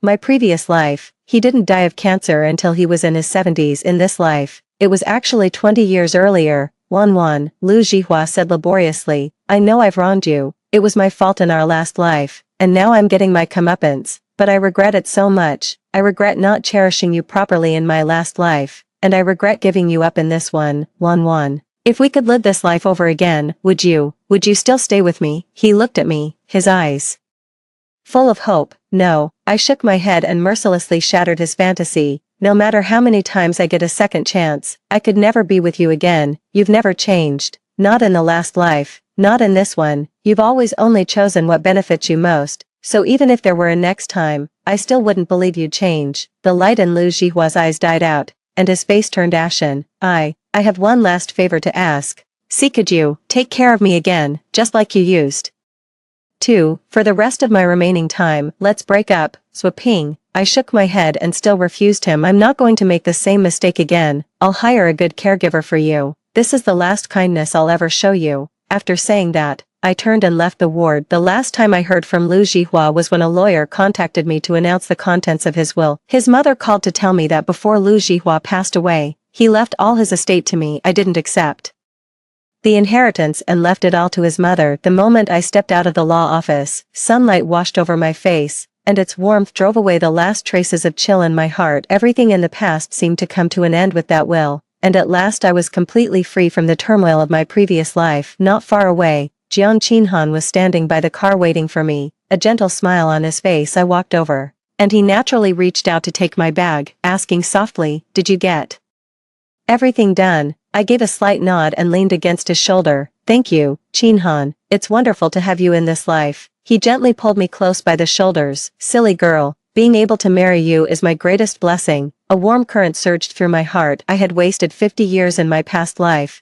In this one, I had a husband who loved me and an outstanding son, calm and beautiful. This was what it truly meant to be a winner in life. Story 2. I had been with Hua Changyan for 10 years. His brothers privately laughed at him for insisting on keeping a mute girl by his side. Hua Changyan said indifferently, She can't talk, so she can put up with more than others. Even when he brought someone home, I remained indifferent. Finally, he lost his composure and went crazy. What he didn't know was that I was bound to a mute girl system. As long as I didn't speak in his presence for 10 years, I could get one wish and 100 million yuan bonus, and this wish of mine had never had anything to do with him. The moment I turned the key to open the door lock, I felt something was wrong. The haphazardly placed strange high-heel shoes at the entrance and the messy living room all indicated the same thing. I calmly squatted down to tidy up the shoes. When I looked up again, A charming woman was standing at the door of the bedroom that Hu Changyan and I shared. She hooked the hair by her temples with her fingers and looked at me playfully. "Housekeeper." I didn't answer, and went straight to the study to get my things. The woman didn't want to let me go so easily. She followed me barefoot, constantly provoking me with words related to Hu Changyan, but I didn't care at all because the binding period of my system was coming to an end. In 3 days, I could leave Hu Changyan's side, so during this period, I had been cleaning up my things and preparing to take them away. I had very few important things left at Hu Changyan's house. I took a little bit every day, so he wouldn't notice. I squatted in front of a small cabinet at the innermost part of the study, rummaging for my bracelet, but no matter how hard I searched, I couldn't find it. Suddenly, the woman behind me shook her wrist, and a clear sound rang out. "Are you looking for this?" My heart sank suddenly. I turned around and saw that the bracelet was exactly on her wrist. Hu Shao gave it to me yesterday. I thought the quality of the jade was not good enough, but now I suddenly think it's quite nice. Indeed, things are more appealing when there are people vying for them, don't you think so? "Give me back the bracelet, you can take Hu Changyan." I typed a line on my phone and held it in front of her. After reading it, she casually took off the bracelet and said with a hint of pity, "Okay, consider this as the breakup fee from Hu Shao to you." I spread my palm to take the bracelet. The next second, with a smile on her lips, she threw my bracelet high into the air. Without thinking, almost instinctively, I used my body to cushion it. The cabinets in the study were all made of solid wood.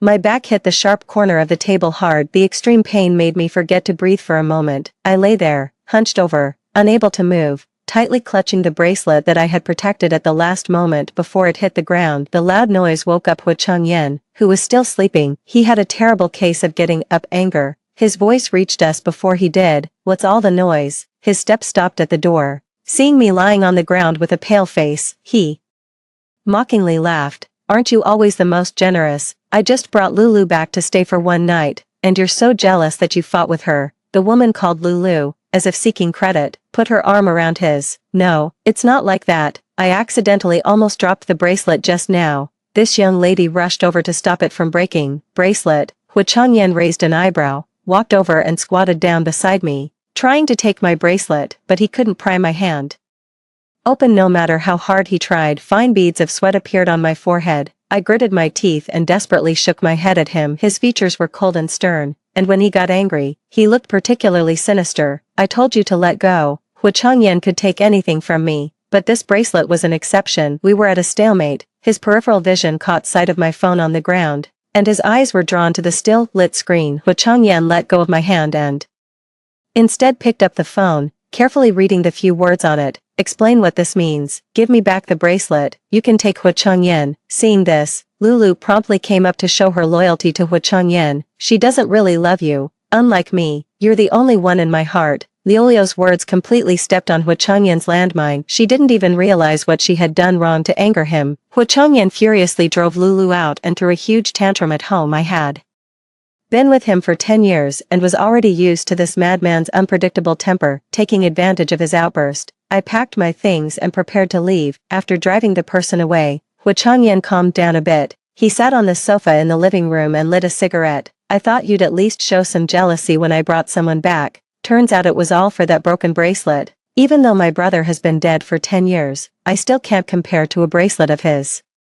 "Right." I paused at the entrance, shook my head slightly, and then strode away. It wasn't that he couldn't compare, but rather that in my heart, there was never any comparison between them. 10 years ago, I suddenly lost my voice and could no longer speak. I silently followed Hu Changyan, being available to him at any time and in any situation. I watched him constantly go in and out of various entertainment places, with the people around him changing one after another. He wanted to use these things to provoke me, but I remained silent. Just like my voice. One day, he was drinking with some second-generation rich guys. They teased Hu Changyan about his strange taste, keeping a mute girl by his side. Hu Changyan looked at me in the corner, who had an extremely low presence, and sneered, "It's precisely because she can't talk that she can put up with more than others. Besides her, who else can tolerate me like this?" After hearing this, those people burst into knowing laughter. I lowered my head even more, silently counting down the days of the system binding. I had never liked Hu Changyan. If it weren't for that wish, I would feel disgusted to stay by his side for even one more day, and that wish had never been related to him. I took the bracelet, bought a bouquet of flowers, and drove to the martyrs' cemetery. Hu Jinyan's tombstone was very clean, almost spotless, but I still habitually took out a handkerchief from my bag and carefully wiped the red 5-pointed star on the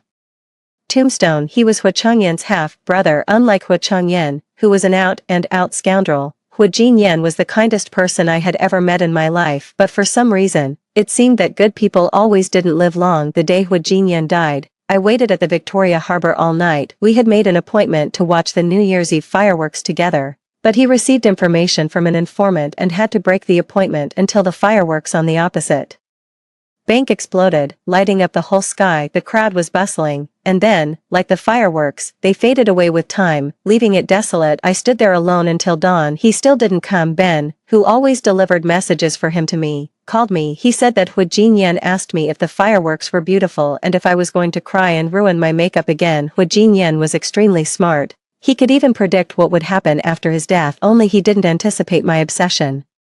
Heaven wants to separate lovers and cut short the lives of good people, then I will go against it. Uncle Lee, who was in charge of the cemetery, happened to see me and greeted me. Miss Wan, I've been seeing you here quite often recently. I nodded and smiled in response. Yes, in a few more days, I could bring him home because my wish was to revive Hu Jinyan. After leaving the cemetery, I didn't go back to Hu Changyan's house. Instead, I went to the small flat that Hu Jinyan and I had bought together before his death. We had almost spent all our savings to buy this place when Hu Jinyan died. It was just a rough, cast house. Over the years, I had been living frugally and used my salary to decorate the house bit by bit. Every carpet, every table and chair, and every warm lamp was purchased according to our preferences. As long as he came back, this place would become a real home. In the quiet night, the rapid knocking on the door was particularly harsh. I got up and saw Hu Changyan holding a wine bottle through the peephole.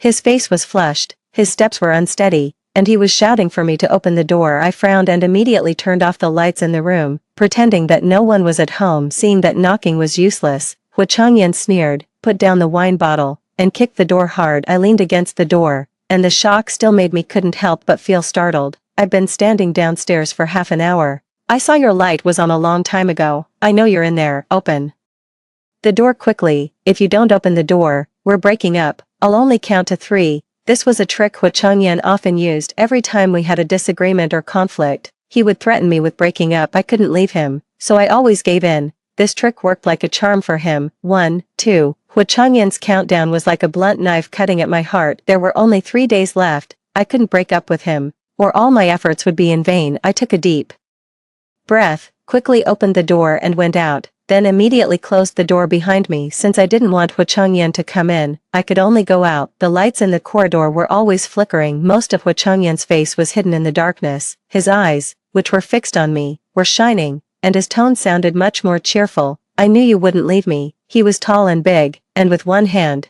he could easily block me in the corner behind the door. The strong smell of alcohol made me a bit uncomfortable. I turned my head away to avoid his show of affection. Hu Changyan's movement paused, as if thinking of something. He laughed softly. Could it be that in front of my brother's house, you want to act like a chaste woman for him to see? He always spoke so harshly. Even though I tried my best not to listen, I still couldn't help but have the urge to slap him. I have to say, you two were really a perfect match back then. One pretended to be aloof and refused to be with me, but after my brother died, she came running to me like a dog, and she's been with me for 10 years. The other pretended to be aloof and refused to recognize my father, insisting on being a cop, and in the end, he died and didn't even leave a single bone. What if, you think if my brother knew down there that I still got you, what kind of expression would he have? Well, I really couldn't hold it in. When Hu Changyan was about to continue, I slapped him across the face. I was so angry that my whole body was trembling. It didn't matter how Hu Changyan talked about me, but he was the last person in the world who had the right to accuse Hu Jinyan. Hu Changyan grew up being pampered in the huge Hu family consortium, but Hu Jinyan didn't.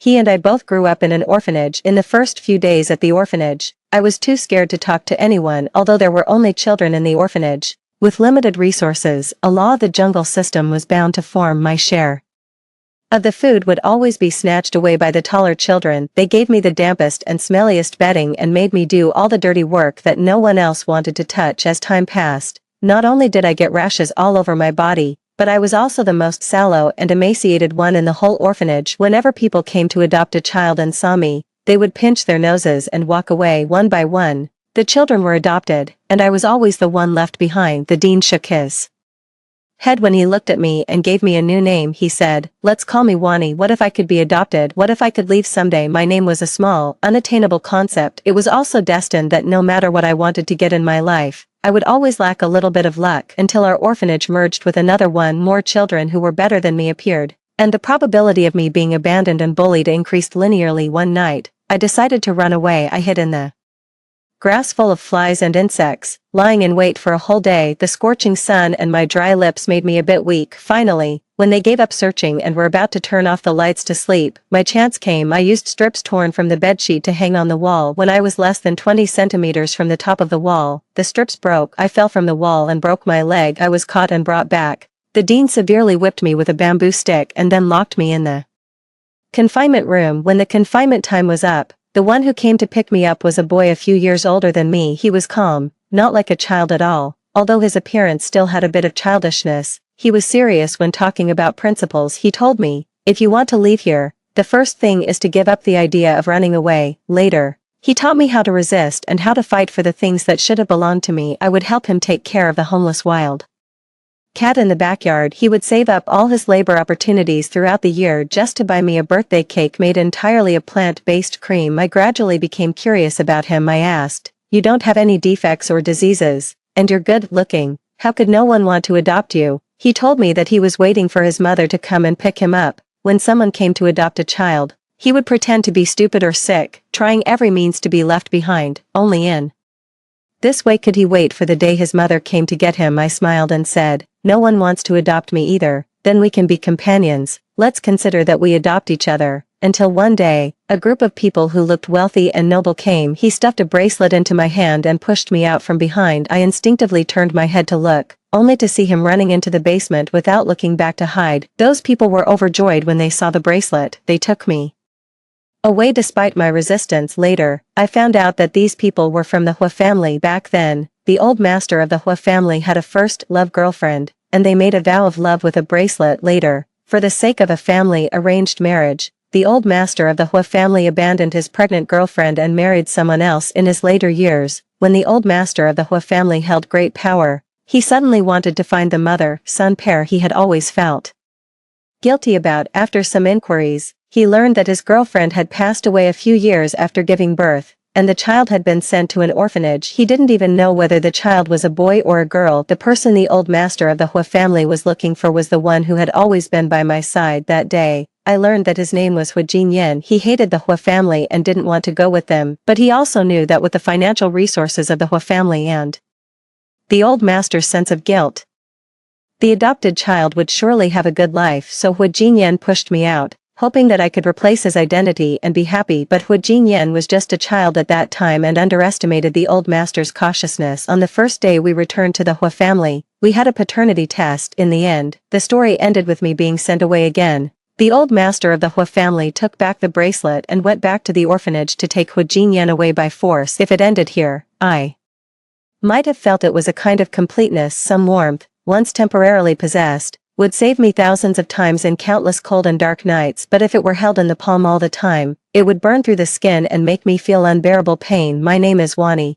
the Wani who always lacks a bit of luck. At the age of 19, in order to save money for tuition and living expenses, I took a break from school and worked at a 24-hour convenience store in Sim Sha Sui. It was my turn to work the night shift that day. When handing over the shift, my colleague told me, "It doesn't seem very safe in this area recently. Be careful when you're alone. The alarm is under the table." I said okay verbally, but I didn't really take it to heart. The convenience store was very quiet late at night. Only the ticking of the clock could be heard. The doorbell rang, and I instinctively said, "Welcome." It was only when I smelled the faint smell of blood in the air that I realized something was wrong. The string in my heart immediately tensed up. I stood at the cash register, my hand already on the alarm under it. The man was wearing a dark red spotted shirt that was a common item among the local gangsters, with a loose casual suit on the outside. His forehead was sweating, wetting his hair, and his face was pale. He looked very painful. He staggered to the cash register and slapped down a stack of money. "Listen to me first." He frowned, but his voice was steady. My hand on the alarm didn't move as I continued to listen to what the man had to say. He raised his eyes and stared at me, after seeing my face clearly, he was slightly stunned. I'm very sensitive to other people's gazes and immediately realized that he was looking at the scar on my forehead that was left when I tried to escape from the orphanage and fell off the wall. I usually covered it with broken hair, and few people could notice it. The man stopped talking. After a moment of silence, he tentatively said, "Wani, what if we could meet again when fate happens? None of us know whether it is a gift or a punishment. It is just destined to happen." Hu Jinyan and I didn't have time to catch up. A group of people chasing after him were almost approaching. The storage room was in a hidden location, so I hid him there. The alarm under the cash register was a great help. When they grabbed my neck and asked about Hu Jinyan's whereabouts, I desperately pressed the alarm. The leader cursed at the subordinate who wanted to shoot me to silence me. "Are you crazy?" After the police lights flashed, they panicked and fled the convenience store. I ran to the storage room and turned on the light. Hu Jinyan's wound on his lower abdomen was bleeding all over the floor, and he had already passed out from the pain. I lifted his clothes, trying to make a simple bandage for him with the things in the convenience store before the ambulance arrived. Hu Jinyan's body was burning hot. Besides this wound, there were many old scars crossing densely on his slender waist. He mumbled and told me that no matter what, I couldn't send him to the hospital. In the end, I took him back to my home and used a number he gave me to call someone for help. The person who came with a medical kit to help was Ben. He was said to be Hu Jinyan's brother in arms through thick and thin. He skillfully treated Hu Jinyan's wound, told me some precautions, and then left in a hurry. So Hu Jinyan stayed at my home for almost half a month. We talked a lot about the pasts we had missed in each other's lives, and the futures that we knew were unlikely but still hoped for. Some people may not be able to fully commit themselves even if they see each other every day, but for some people, even if years have passed and their appearances are no longer the same as in memory, they can still instantly fill in all the blanks of the past, as if we had never been apart. Hu Jinyan told me that after the Hu family lifted his house arrest, he went back to the orphanage to look for me, but by that time, I had already managed to escape secretly. He didn't like that family. He would rather be a free beggar than become a showpiece of the Hu family. He came here,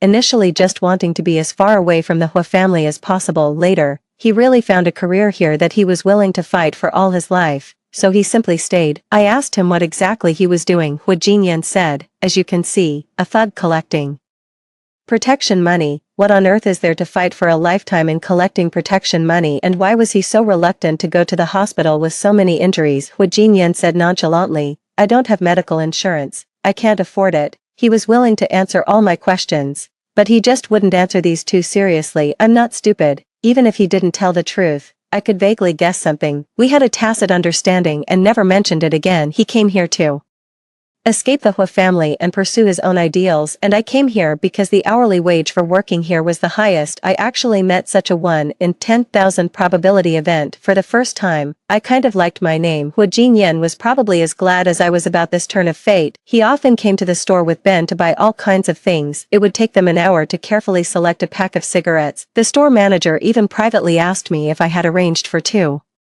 thugs to be my bodyguards on my own initiative. At first, they would show up at mealtimes, using the excuse to ask me to have a meal later. They simply waited at the street corner in front of the store half an hour before my shift ended and would appear at the convenience store entrance right on time when my shift was over. On Christmas Eve, Hu Jinyan was sitting in a sports car wearing exaggerated and flashy red sunglasses. The moment I walked out of the convenience store, he honked the horn. He pushed up his sunglasses, and his affectionate eyes looked at me with a big smile. "Beauty, would you do me the honor of going for a ride?" "Silly, who rents a convertible in the middle of winter?" The cold wind slapping his face taught Hu Jinyan a lesson. He put up the roof in less than 2 minutes. A Christmas tree as tall as a small villa was erected by the West Kowloon waterfront. The bright LED lights lit up at night, and from a distance, it looked like broken diamonds scattered on the tree. Before coming, my colleague curled my hair into big waves with a curling iron.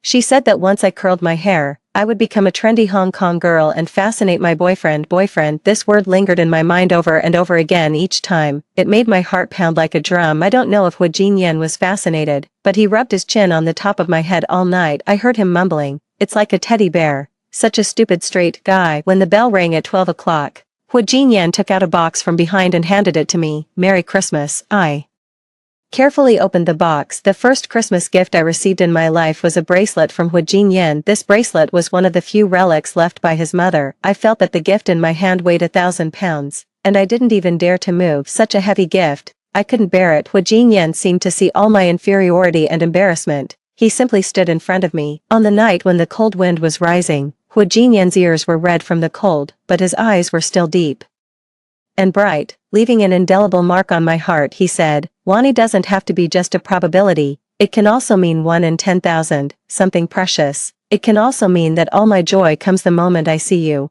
I've been saying that I hope I'll be happy next year, year after year. Finally, it came true this year. Winter came again. Hu Jinyan, let's spend it together after Christmas." Hu Jinyan didn't show up for a long time. I couldn't get through to his phone. Only Ben occasionally came to the store to tell me he was safe. I asked him when Hu Jinyan would come back. Ben scratched his head. Apparently, Hu Jinyan didn't give him a definite answer to this question. Days passed quietly in the uneventful years. The store had new branded products on the shelves. I was busy putting several large boxes of things on the shelves. After squatting for too long, when I stood up, I felt dizzy, and my body instinctively fell backward. A big, warm hand immediately caught me. Hu Jinyan suddenly appeared behind me. It seemed that he had been here for a long time, but I was too slow to notice him until now. Hu Jinyan just looked at me quietly. The tenderness in his eyes easily erased all the distance during this period. I happily threw myself into his arms, and the scent of cedar immediately enveloped me. "Why are you here? Don't you remember I'm a thug now?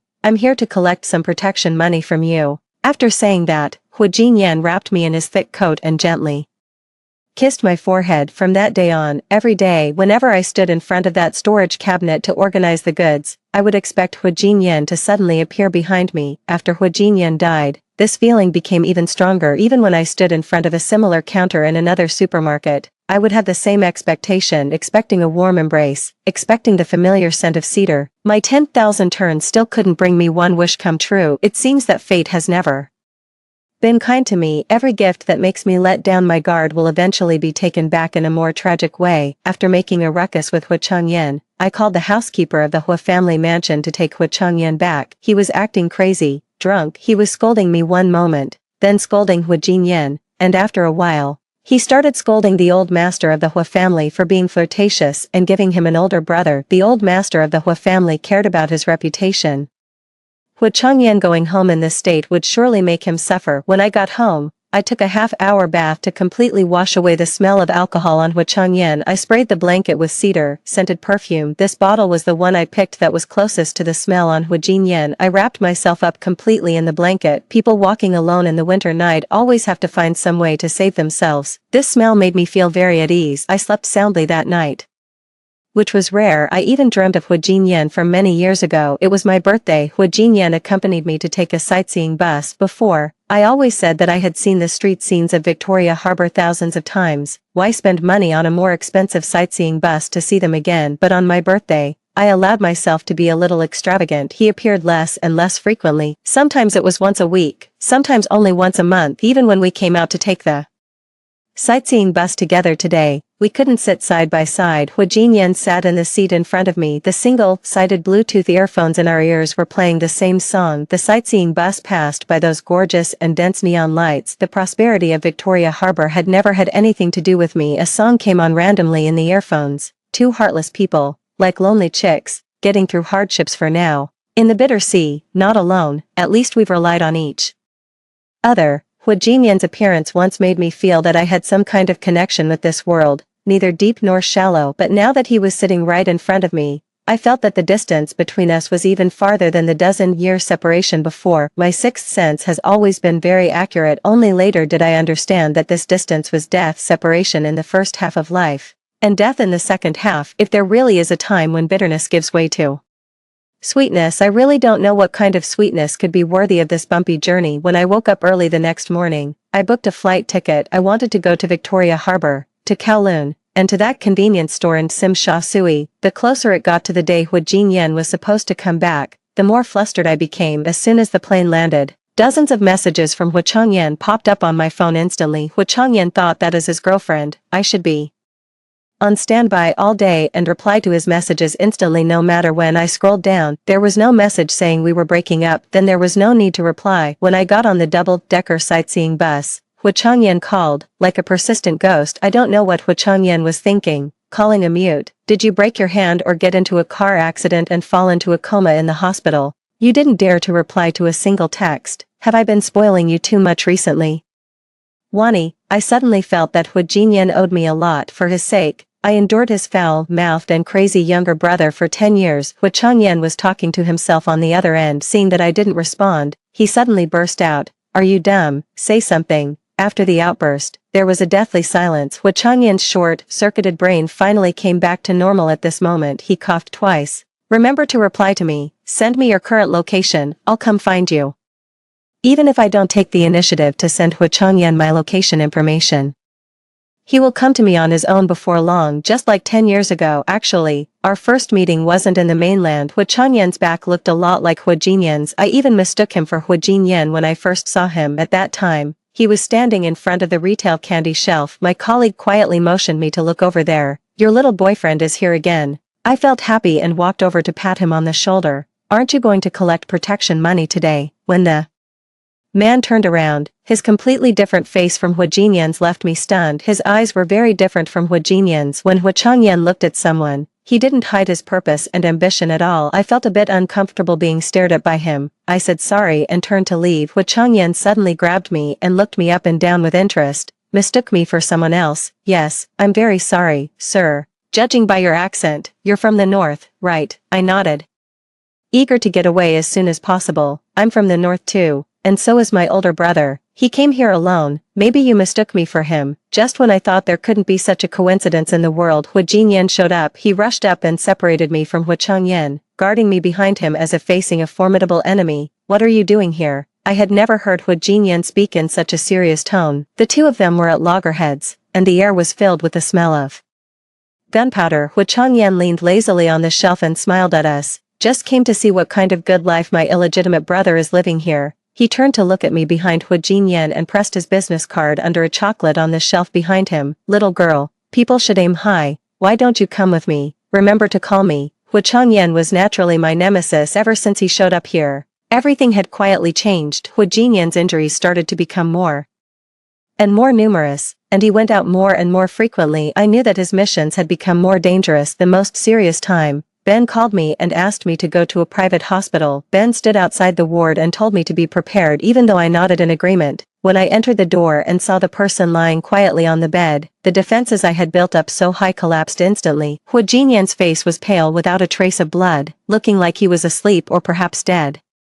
I was at a loss, panicking and not knowing which way to turn. I broke down and cried bitterly on the white bedspread. Finally, Ben just couldn't bear to watch any longer. He knocked on the door and said to Hu Jinyan with a speechless look on his face, "Are you done acting crazy?" I looked up blankly and met Hu Jinyan's triumphant eyes. I was really angry with him. It was too much to take a joke to this extent. Even if it was Hu Jinyan who was joking, it wasn't allowed. But that time, Hu Jinyan really almost died. He was seriously injured and sent to the hospital. He was lucky to be snatched back from the brink of death. Seeing that I was really planning to ignore him, Hu Jinyan got a little anxious. Every movement tugged at his wound, making him grimace in pain. I gave in and sighed. "Before you go to do something very dangerous in the future, you have to tell me, and don't pretend to be dead to deceive me again." Actually, I already had an idea of what he was doing, but I couldn't tell him not to go anymore. Hu Jinyan wasn't just mine. He was a hero who had to protect many people. Hu Jinyan nodded seriously. "Then, do you have time on New Year's Eve?" "Yes, let's meet at Victoria Harbor. I have something very important to give you." "Okay, see you then." On the way back from the hospital, a black car blocked my way. Hu Changyan rolled down the car window and looked at me, propping his head up. "You've been refusing to call me, so I had to come find you." Ever since the first meeting, Hu Jinyan had told me to be careful of his younger brother. Hu Changyan was scheming. Whatever his brother liked, he wanted to snatch it away. His morbid desire to win had long blinded his eyes. I didn't bother to pay attention to the olive branch Hu Changyan extended to me again because of his ridiculous desire to win. He stared at me with a smile as I left and shouted after me, "Let's make a bet. You'll regret it soon." Hu Changyan was really right. A month later, I went to him. I pestered him and stayed by his side because Hu Jinyan had died that day. Ben gave me Hu Jinyan's will. They would write a will for their families before each mission. Hu Jinyan's will was always written to me because he had no other family. The will was a thick stack. Each one was written in the moments when he was risking his life. At many moments in the past that I didn't know about, I had almost lost him, and this last time, Hu Jinyan was a bit unlucky and couldn't come back to me. Ben said that the last mission was urgent. and the will was in the form of a recording. The background sound on the other end was a bit noisy. It took Hu Jinyan a long time to speak. Wani, I'm sorry I broke my promise again. I feel guilty for making you worried these days, but I thought that when I came back this time, I could seriously tell you what I've been doing. If I can't come back, I'll tell you here. I'm a police officer. 2 years ago, we found out that there was a collusion among black market merchants, drug dealers in this area. To completely eliminate them, the team asked me to go undercover as a thug. We've already raided 4 of their hideouts. There's only 1 left. After this mission is over, I'll report to the team and take a good vacation. Let's go back to our hometown together. I'll pay for your tuition. I also bought a house in our hometown, which was meant for you. I took out the property ownership certificate that was at the bottom of the stack of wills.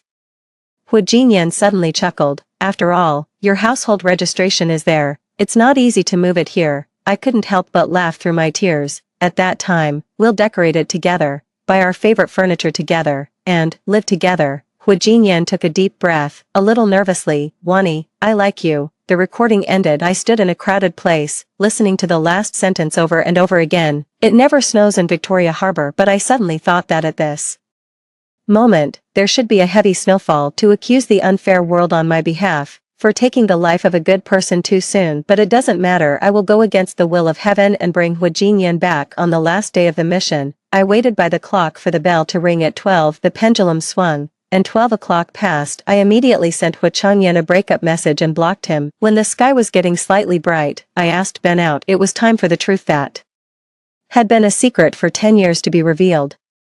I handed him a USB drive. It was full of evidence of Hu Changyan colluding with gangsters and drug dealers and revealing the police's operation information 10 years ago. That fool Hu Changyan, he really thought that I was just a mute punching bag by his side for these 10 years. I felt something was wrong when the incident happened. Hu Changyan's appearance and his words were all too coincidental. I endured for 10 years and investigated for 10 years. The Hu family had long been rotten to the core since the old master of the Hu family became a bit muddled and the whole family was in the hands of Hu Changyan. The Hu family had been beautiful on the outside but rotten on the inside. I not only found evidence of him being a double agent but also a lot of evidence of the Hu family's bribery, whether in a criminal court or a military court. Hu Changyan would be in big trouble. Ben held the USB drive against his heart. The nearly 2-meter-tall man silently cried in front of me.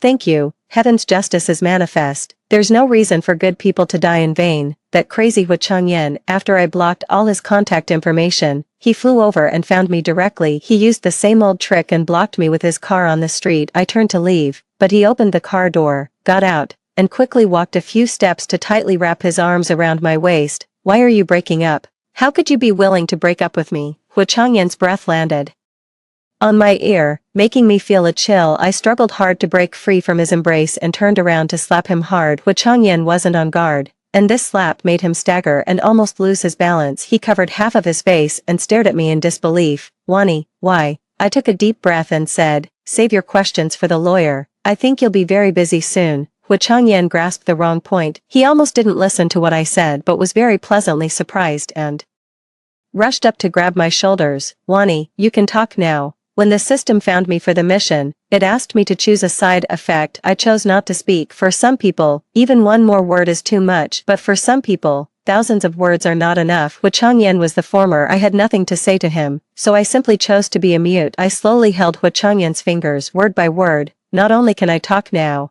but I will do my best to testify in court. Double agent, you can just wait to rot in jail. Hu Changyan frowned, looking like I had hurt him deeply. Wani, I don't understand. We were fine just a few days ago. If you're mad at me for giving away your bracelet, I apologize. I just wanted to get a little more of your attention. Wani, let's not do this anymore. Okay, come back with me. Let's live a good life. The person who made a mistake has no right to say live a good life. If someone like Hu Changyan could live a good life, that would be the greatest injustice. I hated Hu Changyan, hated him with gritted teeth. He hadn't felt my hatred before, and now he just thought I was throwing a tantrum. But every quiet night, I was suppressing the overwhelming hatred in my heart, suppressing myself from killing the person lying next to me with a knife, because it wasn't worth it. This hatred had brewed for 10 years and had long become an indelible habit of mine. Hu Changyan, it's impossible for a person to fall in love with a beast. What's more, You're even worse than a beast. The public security here is much better than it was 10 years ago. Hu Changyan's pulling and tugging behavior quickly attracted the police. I managed to break free from him because today, I have something even more important to do. The system said that on the day it snows in Victoria Harbor, Hu Jinyan will come back, so I'll wait at Victoria Harbor. The prosperity here is the same as before.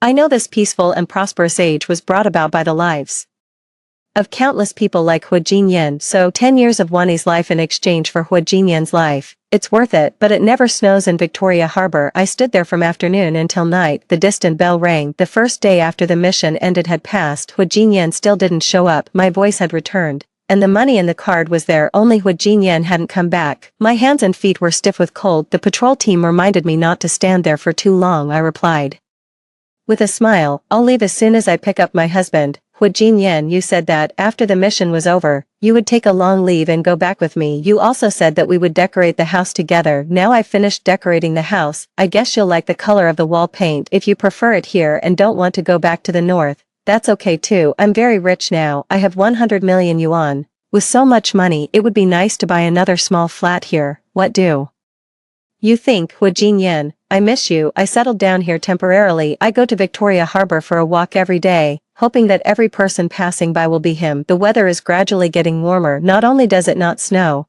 but it also rains very rarely. But life still has to go on. I don't want to be a sickly and listless Wani when Hu Jinyan comes back. I walked with my head down on the street full of people. When I looked up, it was a cloudless, beautiful day. It doesn't matter. I'm good at waiting, whether it's 10 years or several decades, it doesn't matter. So during this period, I've been cleaning up my things and preparing to take them away. The store Jishue is beautifully decorated in a Danish style. There is a small snow-making machine at the entrance of the store. Fine and light snowflakes fell into my palm. If only you were real. I blew away the snowflakes in my palm and continued walking forward. The phone in my coat pocket rang. I took it out and saw that it was a strange number from another place. Hello, who's this? There was no answer on the other side. It was extremely quiet. Hello. Just as I was about to hang up, a familiar voice came through the receiver. Beauty, would you do me the honor of going for a ride? There is no snow in Victoria Harbor, but this snow has been falling in my heart for 10 years. At this moment, it finally stopped. The snow has cleared, and the sky is clear. Every day after this will be a fine day.